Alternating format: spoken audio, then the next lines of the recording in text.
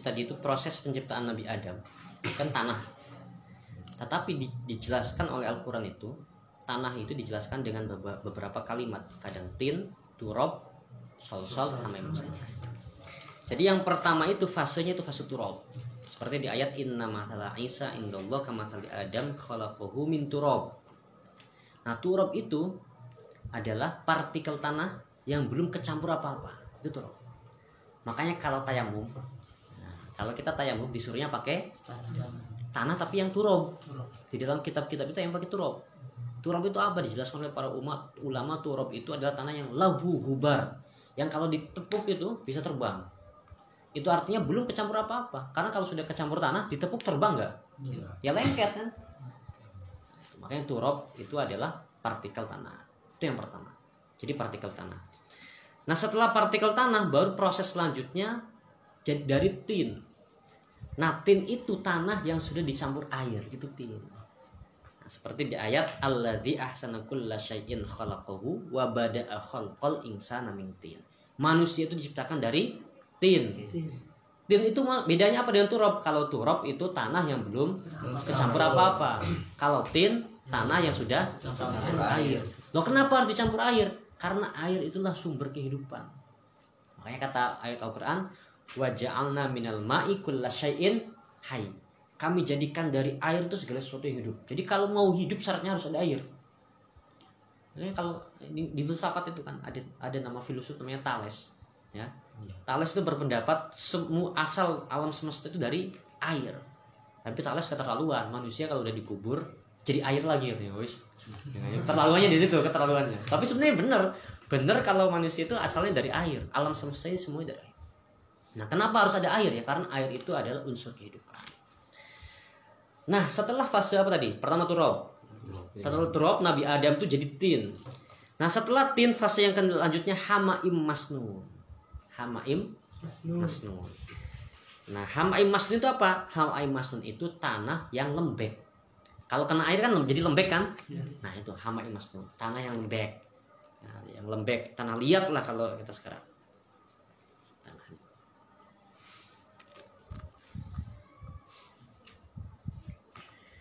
Nah, setelah fase tadi hamaim masnun, lalu kemudian fase terakhir fase sol-sol. Nah, sol-sol itu tanah liat yang dikeringkan. Tanah liat yang dikeringkan. Kalau kata surat Ar-Rahman, khalaqal insana min solsolin kal fakhor. Kata surat Ar-Rahman, kami jadikan manusia, kami ciptakan manusia min solsol dari tanah liat yang sudah dikeringkan. Yang seperti apa? Kal fakhor, seperti tembikar. Misalnya rapat mani, ngerti nggak tembikar? Itu loh kalau orang mau bikin gentong, seret kayak gitu tuh, tau kan? Nah, itu tembikar tuh kayak gitu, tanah liat yang sudah dicetak, terus dikeringkan kan? Dikeringkan. Nah, itu tembikar.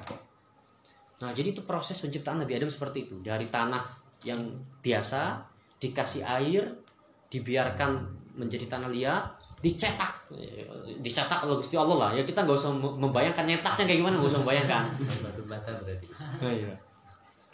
Nah, ini yang diterangkan di surat lain ya, di surat lain yaitu di surat Al-Hijr ya, di surat Al-Hijr ayat 26. Nah, saya bacakan tafsirnya yang sama, tafsir Muratabit, walaqad khalaqnal insana ay Adam. Jadi insan yang dimaksud di sini nih, kalau ada manusia diciptakan dari tanah, maksudnya Nabi Adam pasti.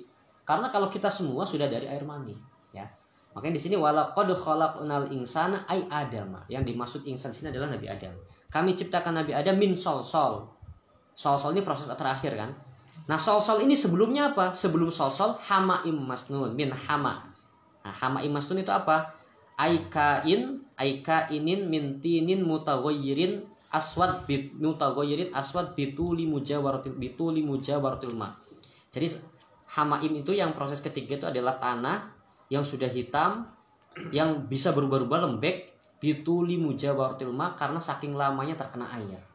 Nah, jadi itu ya. Jadi pertama turab, habis turab tin campur air, dibiarkan lama sampai kemudian bisa dicetak, itu hamaim masnun. Setelah itu di sol-sol ya, dicetak dan dikeringkan. Ay sol-sol ay mintinin yabisin wa yari matbukhin. Nah, itu. Jadi itu penciptaan Nabi Adam. Nah, setelah Nabi Adam itu diproses sedemikian rupa, baru kemudian Allah itu meniupkan ruh. Nah, ini yang dijelaskan di ayat ini. Idz qala rabbuka, di ayat yang sekarang kita baca sekarang ini, yaitu surat surat Shad ya, ayat ke-71. Idz qala rabbuka lil malaikati inni khaliqum basyaram min tin fa idza sawaituhu. Nah, ketika tin ini kami proses, kata Allah, fa idza sawaituhu ay jama'tu ajza'a badanihi. Sawaitu ay jama'tu ajza'a badanihi, atau jama'tu aku kumpulkan ajza'a badanihi. Ajza juz-juz bagian-bagian badannya. Jadi ya kita ibaratkan dicetak lah, bagian tangannya, badannya, kepalanya dikumpulkan. Setelah itu wasuratihi bisurah al-insaniyah, dengan gambaran manusia. Wa nafakhtu fihi min ruhi, dan aku tiupkan fihi ay afadtu. Nafakhtu di sini Imam atau Syekh Nawawi Al-Bantani mengartikannya dengan ay afadtu. Afadtu itu memenuhi. Aku penuhi Nabi Adam itu, alaihi, kepada Nabi Adam, ar-ruha, aku penuhi dengan ruh. Fa idza wa nafakhtu fihi min ruhi. Ruh itu apa? Dijelaskan di sini, ruh itu adalah wahiya aradun soral badanu biwujudiha hayyan. Aradun itu adalah sesuatu sifat soral badan yang menjadikan badan manusia biwujudiha, karena adanya ruh itu hayyan, hidup. Oke. Nah, jadi itu ya prosesnya. Jadi kemudian setelah dicetak, baru kemudian nafakhtu fihi min ruhi, ditiupkan ruh. Oke. Sekarang begini. Ini apa? Air. Air ini kan ma.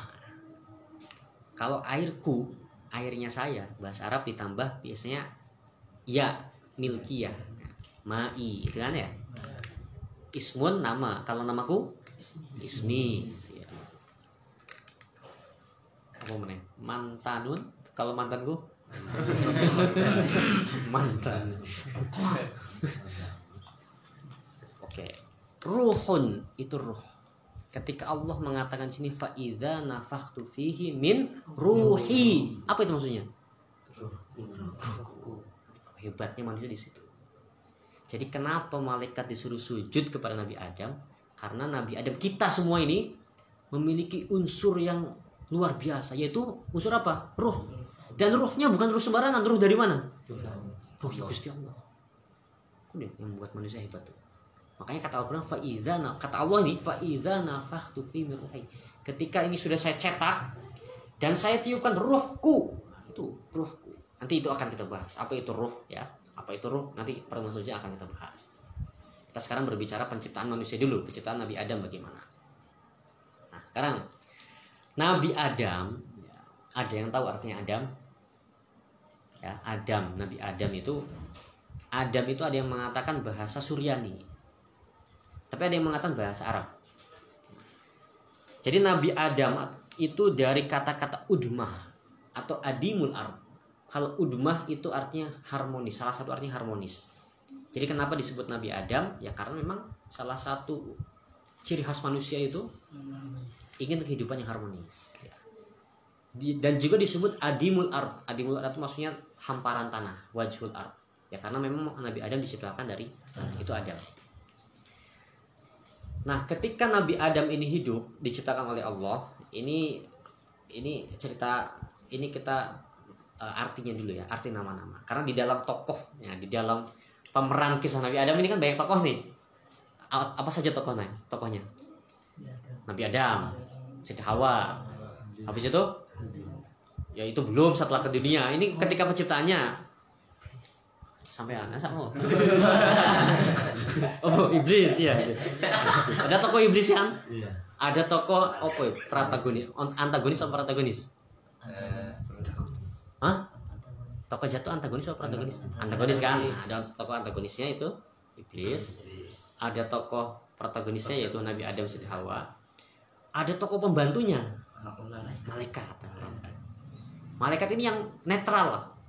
Apa kata Allah ikut lah malaikat itu gitu ya. Apa kata Allah ikut. Nah, jadi ada 4 tokoh ya kira-kira. Nabi Adam, Siti Hawa, iblis, malaikat. Oke. Nabi Adam, apa artinya Adam? Tadi itu ya, dari kata-kata udmah atau adimul ard. Kalau udmah itu artinya salah satu artinya harmonis, tapi ada juga yang mengartikan warna keputih-putihan atau kemerah-merahan, itu udmah. Tapi ya kita ikut arti harmonis saja lah, biar agak nyambung.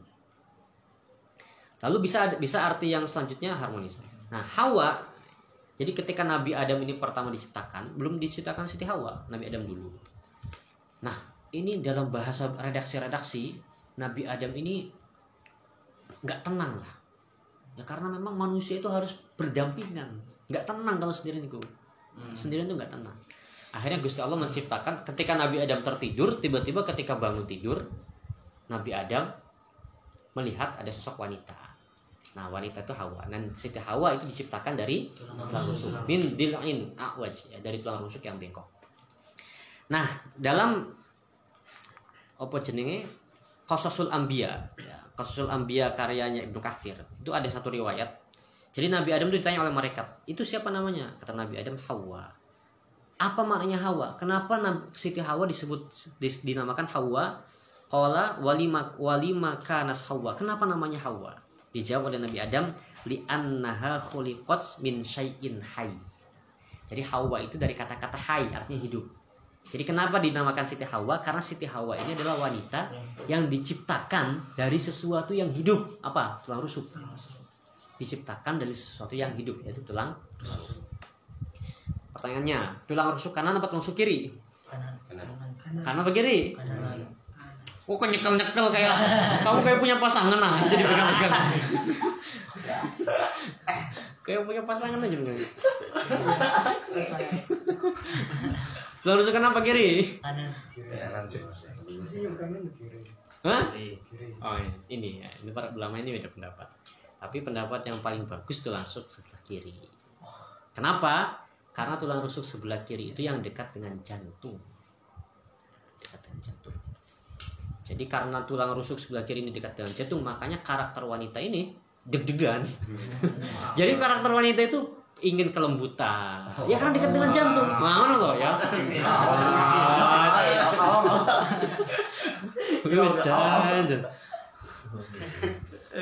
Paham ya? Itu jadi Hawa. Kenapa disebut Siti Hawa? Karena khuliqat min syai'in hayy. Karena diciptakan min syai'in hayyin, dari sesuatu yang hidup, yaitu tulang rusuk sebelah kiri yang dekat dengan jantung. Makanya karakter perempuan itu deg-degan. Makanya kata Nabi itu sama perempuan itu hati-hati, karena karakter perempuan itu mempunyai karakter tulang rusuk. Tulang rusuk itu kan bengkok. Kalau diluruskan rata. Nek kalau nggak diluruskan bengkok gimana? Bingung udah, kalian bingung. Terus jangan kan kalian, Nabi Muhammad saja bingung hadapi cewek. Nabi Muhammad tuh bingung hadapi cewek. Nabi Muhammad tuh bingung hadapi cewek. Jadi segini ya. Kamu kalau punya istri, kamu masih muda, supaya Min, kamu aja Min. Kan ntar lagi lah, atau Pak Zamroni kan ntar lagi. Pak Zamroni atau Muslimin kalau punya istri, istrinya ngambek-ngambek di depan orang, kira-kira kamu malu atau enggak? Kayaknya begitu. Kayaknya malu ya. Atau saya naikin tingkatnya. Saya naikin tingkatnya. Seandainya bapak, Mimi ngambek-ngambek di depan umum, itu kira-kira gimana kita? Tuh bapak, izin kan? Izin. Okay.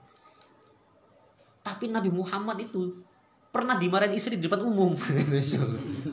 Bah, itu serapnya wanita tuh. Serapnya. Nabi Muhammad itu ketika pernah rapat. Terus waktu itu Nabi Muhammad sedang di rumah Siti Aisyah. Nabi Muhammad istrinya banyak. Karena istri banyak harus gantian. Rapat di rumah Siti Aisyah. Ketika rapat di rumah Siti Aisyah dengan sahabat-sahabat, ada istri lain yang mengirimkan makanan ke Nabi Muhammad. Itu piringnya dibanting sama Siti Aisyah di depan Nabi Muhammad. Apa-apaan ini? Serem nggak? Kamu bayangkan itu sama seperti kamu bayangkan bapak lah lagi rapat sama guru-guru, Mimi tiba-tiba banting piring, ini kira-kira gimana kan? Serem. Itu memang cewek itu seperti itu ya. Tapi Nabi Muhammad karena seorang nabi, Nabi Muhammad nyantai. Terus Nabi Muhammad hanya komentar, "Gharat umukum, tenang aja. Itu ibu kalian, maksudnya Siti Aisyah, hanya cemburu, biarkan saja." Itu kita nanti ketika ada kisah Nabi Muhammad nanti kita bahas. Itu sisi-sisi menarik dari Nabi Muhammad. Dan Nabi Muhammad tuh punya sisi-sisi kemanusiaan seperti itu. Dan itu Nabi Muhammad tuh harus punya sisi kemanusiaan seperti itu. Terus makanya pertanyaan sederhana. Ada yang banser nggak di sini? Nggak ada ya? Nggak ada. Banser dibacok kebal nggak? Ada kan yang kebal? Ada. Nabi Muhammad perang berdarah nggak? Bukan. Hebatan mana banser nama Nabi Muhammad? Kalau kalian ditanya pertanyaan seperti itu apa jawabnya? Nabi Muhammad loh kan Nabi Muhammad nggak kebal gimana? Banser aja kebal. Iya jawabnya. Kita sisi kemanusiaan tadi kan. Ya iya itu. Nabi Muhammad itu harus punya sisi kemanusiaan. Hebatnya Nabi Muhammad itu karena punya sisi kemanusiaan. Karena dengan sisi kemanusiaan Nabi Muhammad itu banyak adanya keluar hukum Islam. Itu karena sisi kemanusiaan Nabi Muhammad. Seandainya Nabi Muhammad nggak punya sisi kemanusiaan, tidak akan ada hukum-hukum Islam yang meringankan kita. Terus kita nggak bakal ikut, nggak bakal bisa ngikutin Nabi Muhammad. Kalau Nabi Muhammad sakti, siapa yang bisa ngikutin? Banser doang. Kita gimana? Nggak bisa ngikutin kan? Padahal Nabi Muhammad tuh nabinya umat, harus bisa diikutin. Makanya Nabi Muhammad ada saktinya, ya ada manusianya. Ya, makanya gara-gara Nabi Muhammad itu memiliki sisi kemanusiaan, Siti Aisyah membanting piring di Nabi Muhammad, dan Nabi Muhammad santai saja. Setelah itu Siti Aisyah nyesel. Ketika nyesel, Siti Aisyah nanya, ini gimana piringnya? Sudah terlanjur saya banting. Kata Nabi Muhammad, ya sudah diganti. Gara-gara kejadian itulah maka timbul hukum fikih, hukum ganti rugi. Mana ya? Seandainya Siti Aisyah nggak banting piring, nggak ada hukum ganti rugi.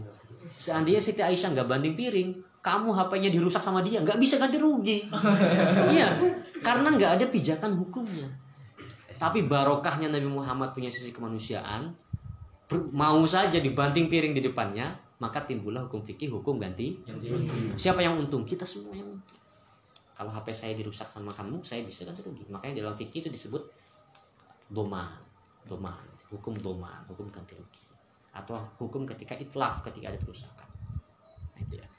Nah jadi itu karakternya. Itu ya, tadi kita kembali ke karakternya wanita. Jadi itu ketika Siti Hawa diciptakan dari meskipun wanita-wanita itu sampai sekarang sama seperti kita semua, itu diciptakan dari mani, tetapi punya karakter tulang rusuk. Ya, hati-hati. Oke, itu ya karakter pertama Nabi Adam. Artinya itu. Karakter kedua, karakter ketiga ini karakter favoritnya muslimin. Apa Min? Iblis sama malaikat? Malaikat. Oke, malaikat saya orang. Malaikat dulu yang dibahas. Oh enggak tahu. Malaikat dulu yang dibahas. Malaikat itu apa artinya malaikat? Ya, malaikat itu ada yang malaikat itu kalimat jamak. Kalau mufradnya tunggalnya malak. Ya, kalau tunggalnya malak itu namanya malaikat. Nah, jamaknya al-malaika. Nah, malaikat itu ini kalau kata versinya Mu'jam Maqayisil Lughah, ketika ada huruf mim, kan malaikat ada huruf mim, lam, ka. Gitu ya? Mim, lam, ka. Huruf mim, lam, kaf ini ketika dia bersatu menunjukkan sesuatu yang kuat. Ya dulu ala quwwatin fi syai'in, ala quwwah fi syai'in. Jadi menunjukkan kekuatannya sesuatu. Jadi itu artinya malaikat ini adalah sosok-sosok yang sangat kuat. Kuat malaikat itu. Makanya Nabi Muhammad ini ketika Nabi Muhammad diturunkan wahyu kepada Nabi Muhammad, terus Nabi Muhammad disuruh baca sama malaikat Jibril, Iqra. Nabi Muhammad pertama jawab, "Ma ana biqari." Saya nggak bisa jawab. Apa yang dilakukan malaikat Jibril? Malaikat Jibril memeluk Nabi Muhammad. Dipeluk Nabi Muhammad. Ya hukumannya lah. Iqra. Saya nggak bisa baca. Kok nggak bisa? Harus bisa lah gitu. Dipeluk Nabi Muhammad sama malaikat Jibril. Nah ini kata Nabi Muhammad itu ketika dipeluk hatta balaghu minnil juhd. Dipeluk sama malaikat Jibril sampai Nabi Muhammad kepayahan mau pingsan. Kuat sekali pelukannya. Kalau nggak Nabi Muhammad udah mati tuh. Itu kalau nggak Nabi Muhammad udah mati. Ya, jadi Nabi Muhammad tuh orang yang sangat kuat. Tapi tadi itu karena kasihan sama umatnya juga menampilkan sisi kemanusiaan. Tapi sangat kuat Nabi Muhammad. Bukti kuatnya apa? Nabi Muhammad ini turun kepada Nabi Muhammad Al-Quran. Sampean tahu Al-Quran ya? Punya Al-Quran nggak? Punya. Yang di tangan sampean itu Al-Quran atau mushaf? Nah, beda kan? Bedanya apa? Bedanya gini. Kalau Al-Quran itu, kalau Al-Quran, lau anzalna hadzal Quran ala jabalin la ra'aitahu khashi'an mutasaddian. Kalau Quran ini ditaruh di gunung, gunungnya akan meledak. Kalian punya mushaf taruh di lemari, goyang gak lemarinya? Nah, berarti bukan Quran, mushaf. Karena kalau dia Quran, gunung aja meledak. Apalagi lemari. Apalagi lemari, reot langsung gitu. Quran ditaruh di gunung meledak, ditaruh di Nabi Muhammad meledak nggak? Nggak meledak Nabi Muhammad. Itu menunjukkan Nabi Muhammad itu sangat kuat. Ya, Nabi Muhammad sebenarnya sangat kuat. Banser nggak ada apa-apanya. Banser tuh nggak ada apa-apanya, yang ketahan bacok nggak ada apa-apanya. Nabi Muhammad sangat kuat. Itu buktinya. Buktinya Nabi Muhammad itu kuat dikasih wahyu. Nah, tapi ketika pertama latihan sebelum dikasih wahyu, latihan kanuragannya sama malaikat Jibril itu. Jadi malaikat Jibril kenapa memeluk Nabi Muhammad? Itu latihan kanuragannya. Biar Nabi Muhammad kuat dimasukkan wahyu. Latihan kanuragannya dengan malaikat Jibril. Dipeluk. Jadi pelukan malaikat Jibril itu membuat Nabi Muhammad hampir pingsan saking kuatnya. Kalau kita yang dipeluk udah hancur itu. Nah, jadi itu malaikat itu ketika kata-kata mim, lam dan kaf menunjukkan sesuatu yang sangat kuat. Karena malaikat memang sangat kuat. Nah, dan bisa juga diambil dari kata-kata aluka. Aluka itu artinya risalah. Apa risalah? Surat atau pesan itu risalah. Itu malaikat ya. Artinya malaikat itu seperti itu. Nah, sosok terakhir, sosok favoritnya Bang Jamroni itu apa? Iblis. Nah, iblis itu dari kata-kata ablasa, iblisu, iblas. Tapi kemudian ya kenapa jadi iblis nantilah kita bahas secara lugawinya. Tapi artinya adalah ibad minal khairi, dijauhkan dari kebaikan. Itu iblis. Jadi iblis ini adalah sosok yang dijauhkan dari kebaikan. Gitu ya. Makanya sebenarnya nama aslinya iblis, nanti kita akan bahas tafsir, nama aslinya itu sebenarnya Azazil. Nama asli iblis. Nama aslinya iblis itu Azazil. Nah, setelah si Azazil ini menolak sujud kepada Nabi Adam, akhirnya dijauhkan dari kebaikan, makanya disebut iblis karena dia jauh dari kebaikan, tidak musuh beribadah. Itu ada versi yang mengatakan seperti itu. Oke, itu tokoh-tokohnya ya, tokoh-tokohnya. Nah, kita ini di tengah-tengah lah, ada malaikat, ada iblis, ya kita tengah-tengah manusia. Oke,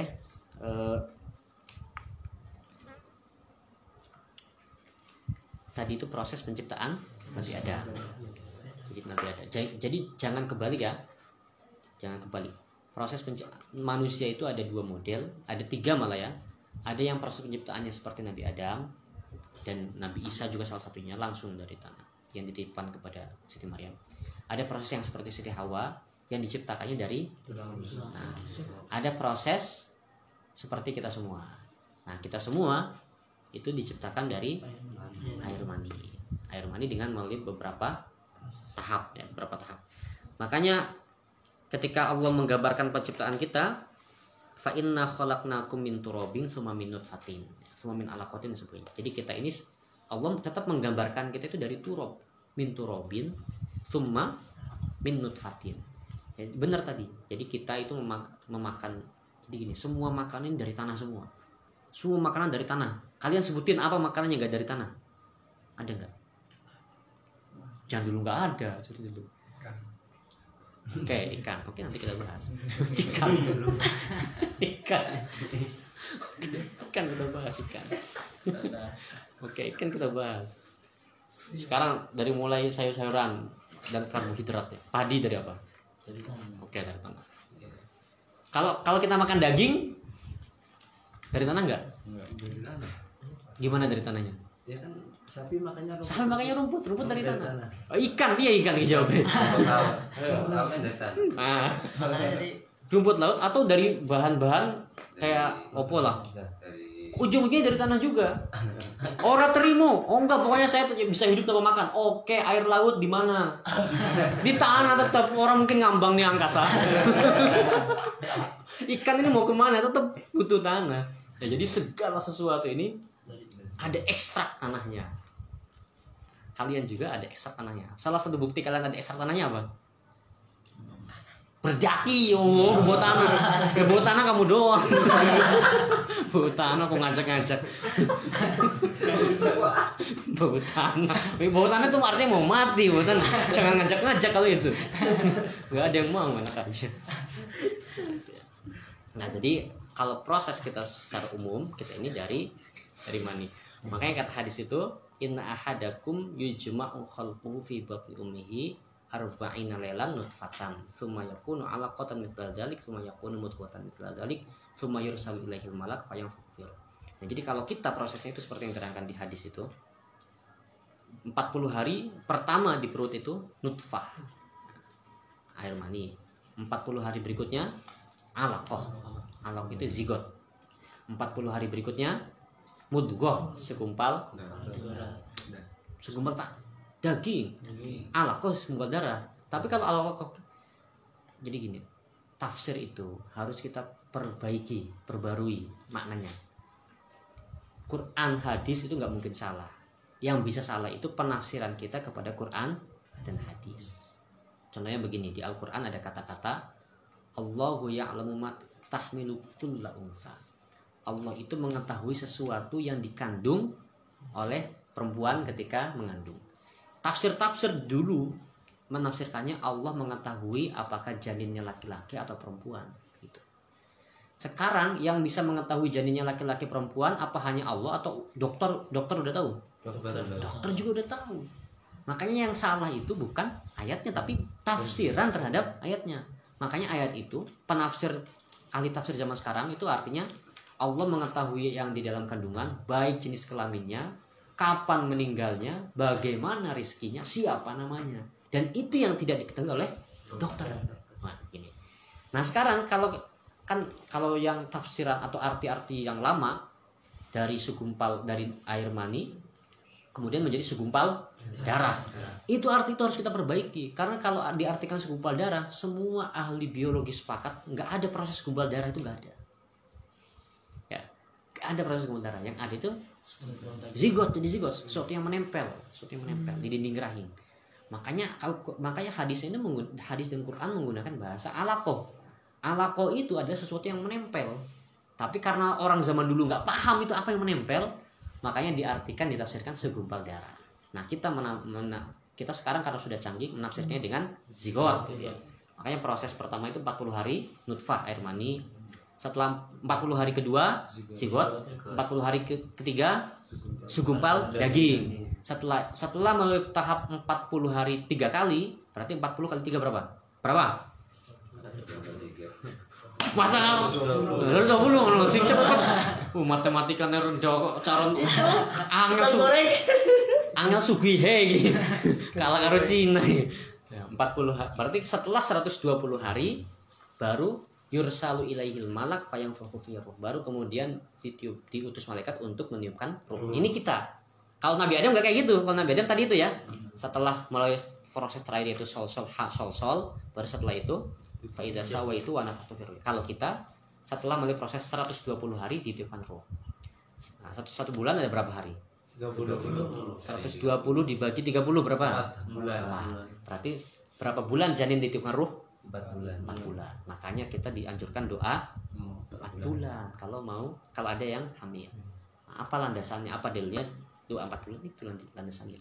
Karena ketika 4 bulan itu ditiupkan ruh, makanya kita berdoa. Ketika ditiupkan ruh itu dicatat semuanya. Jodohnya, matinya kayak gimana, amalnya catat semua. Makanya kita minta yang baik-baik ketika sebelum 4 bulan dan ketika 4 bulan. Nah, itu proses manusia secara umum ya. Proses manusia kita ini semuanya sama, cowok, cewek, selain Nabi Adam, selain Siti Hawa, baik laki-laki baik perempuan, semuanya diciptakan melalui proses itu. Proses mani menjadi zigot, menjadi daging dan kemudian bentuk. Oke. Sampai sini ada yang mau didiskusikan dulu? Mau ditanyakan?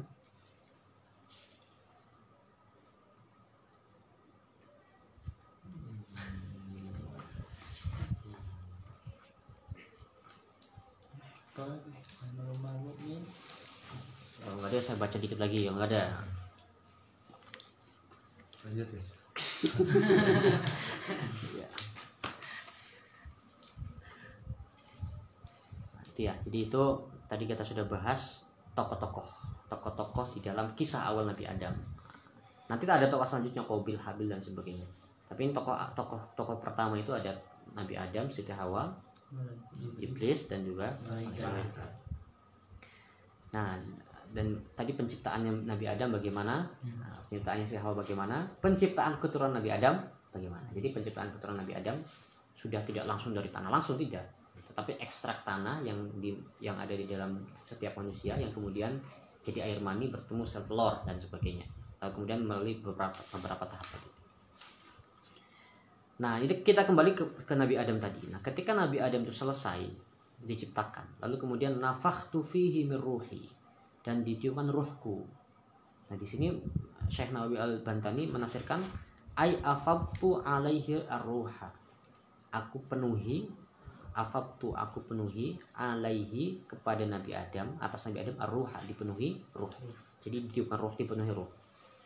Lalu kita tadi sudah bahas ruh itu wahiyya aradun saral badanu biwujudiha hayyan. Wahiyya jauharun yasri fil badan. Ini tafsiran para ulama dengan sendirinya. Tidak perlu bantuan, secepat jalannya cahaya di alam semesta. Kecepatan cahaya berapa? Yang tahu? 300.000 km per detik. Ya. Ya toh? Dicek aja di Pak, 300.000 km per detik. Itu 1 detiknya cahaya itu bisa menempuh jarak 300.000 km. Kalian pakai motor paling cepat berapa? Berapa Pak? Pakai Pak Jabro nih kalau pakai motor paling cepat berapa? 100 km kan? Per jam apa per detik? Per jam.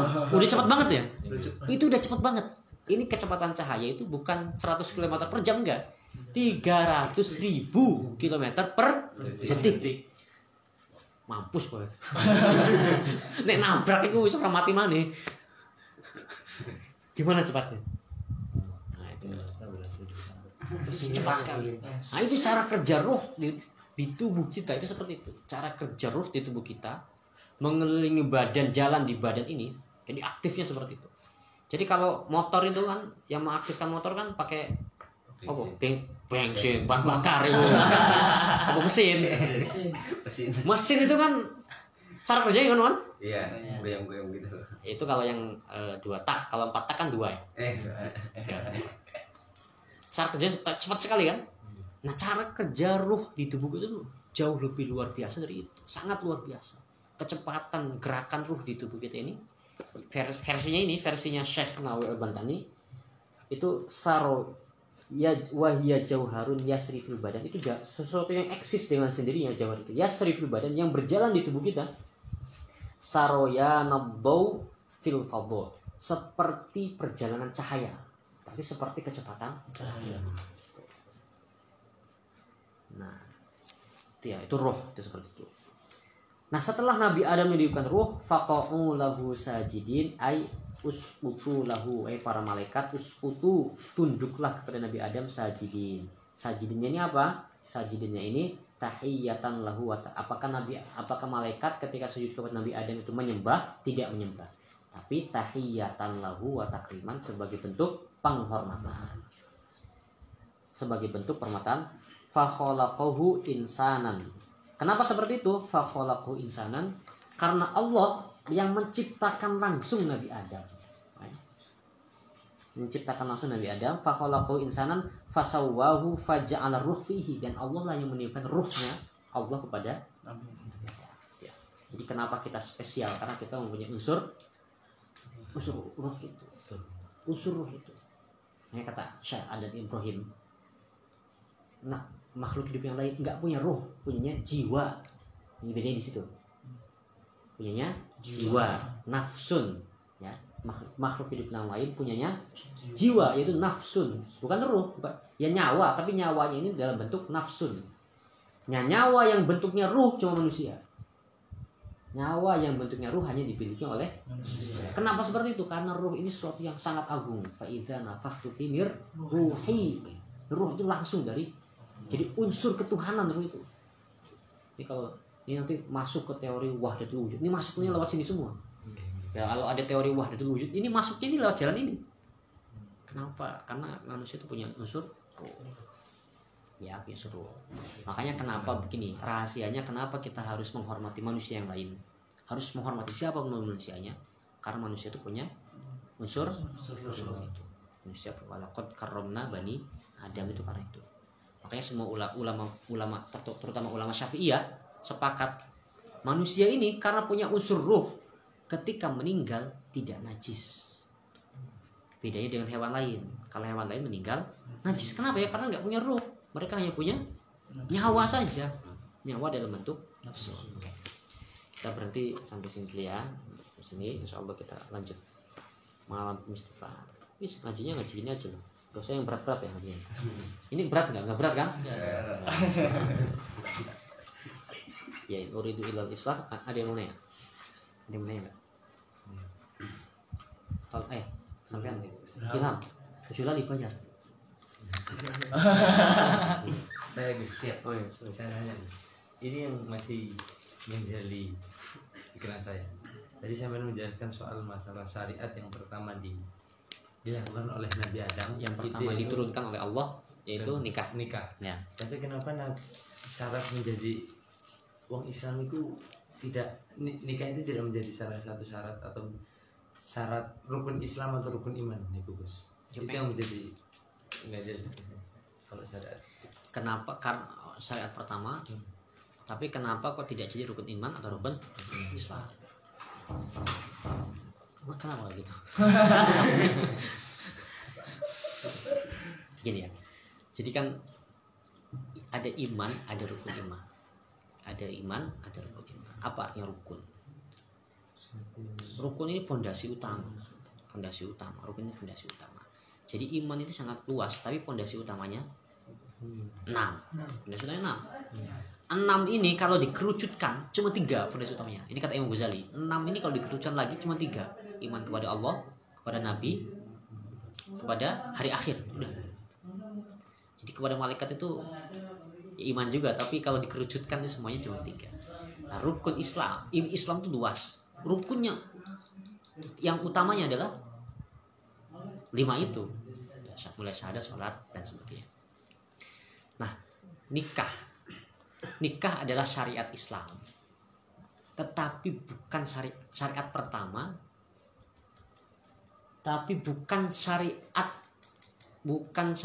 yang merupakan inti banget. Tidak syariat utama, tapi tidak inti banget. Karena begini, jangan mengandaikan sesuatu yang pertama kali itu pasti paling penting. Enggak. Sekarang gini, pacar kamu yang pertama siapa? Si A ya. Nikahnya sama siapa? Sama si Z. Penting mana A sama Z? Yang penting Z. Lo kan yang pertama A. Ya suka-suka, ya kan? Jawabannya gitu saja lah, repot-repot ya. Jawabannya gitu aja ya. Jadi syariat pertama nikah. Syariat Allah pertama nikah. Tetapi itu bukan syariat terpenting. Loh kok gitu? Ya kamu aja mantannya banyak yang jadi istri yang terakhir kok. Bukan yang pertama. Gitu ya. Cuman begini. Salah satu bukti bahwa nikah itu syariat pertama. Salah satu buktinya begini. Nikah itu adalah ibadah yang langgeng. Saya ngomong gini percuma ya karena kalian lama nikah. Cuma gak apa-apa. Buat pengetahuan loh. Nikah itu ibadah yang langgeng. Maksudnya ibadah yang langgeng bagaimana? Contohnya ada orang si A sama si B nikah dan orang ini kafir, belum masuk Islam. Ketika dia masuk Islam perlu nikah lagi enggak? Enggak perlu nikah lagi. Nikah yang lama tetap sah, langgeng. Kenapa? Karena syariat dari dulu. Syariatnya sudah dari dulu.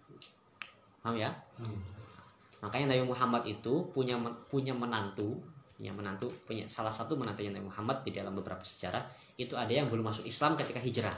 Baru kemudian ikut hijrah, ketika ikut hijrah enggak disuruh mengulangi nikah. Itu menunjukkan nikahnya yang lama meskipun tidak sesuai cara-cara Islam tetap sah. Itu salah satu bukti bahwa nikah itu adalah syariat pertama. Tetapi bukan syariat yang terpenting. Syariat yang terpentingnya tetap rukun Islam itu. Karena orang itu nggak nikah nggak apa-apa nggak nikah. Tapi kalau nggak sholat bahaya. Ya kalau nggak zakat bahaya. Kalau nggak nikah silahkan ya apa. Orang macam-macam kok. Ada yang senang cewek, ada yang nggak senang cewek. Kamu nggak senang cewek kan? Senangnya dia. Iya orang. Oke, alhamdulillah nih orang. Seorang itu macam-macam. Nggak pengen cewek kok dipaksa. Ya, nggak apa-apa nggak senang cewek. Ada orang-orang tuh nggak senang cewek itu ada. Jangan dibayangkan semua orang itu suka cewek semua. Imam Sibawi itu nggak suka cewek. Ulama Alinawi Imam Sibawi nggak suka cewek. Tapi nikah. Tapi nggak suka cewek. Sukanya baca doang, baca kitab, nulis kitab. Istrinya nggak pernah disentuh.